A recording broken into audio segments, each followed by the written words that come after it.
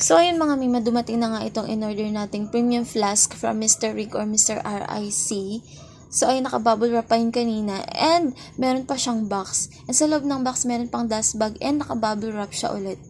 So, makakasigurado talaga kayong safe na safe yung item pagdating sa inyo. So, pinili ko talaga yung color black kasi nga ayoko nang madumihin. So, kung ayaw nyo naman ng black, marami namang available colors dyan. E-check nyo na lang sa yellow basket. And ang nagustuhan ko din dito, Mima, is meron siyang, protector. So, kahit saan mo ilagay yung tumbler mo na yan, hindi siya magagasgasan. And ang nagustuhan ko rin talaga dito, kahit binili ko siya, so nakita ko sa reviews, naglalast talaga siya ng 24 hours kapag cold yung nilagay nyo.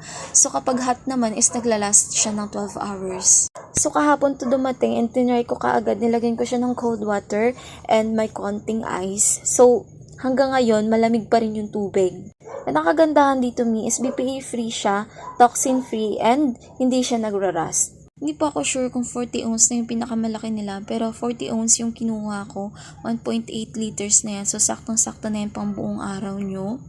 So, i-check out nyo na yan sa yellow basket.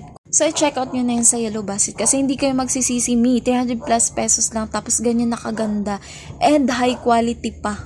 May mukhang tag 600 pesos yan, diba? Pero 300 plus pesos lang yan. So, kung gusto mo rin magkaroon ng ganyan kagandang tumbler, check out mo na yan. Go!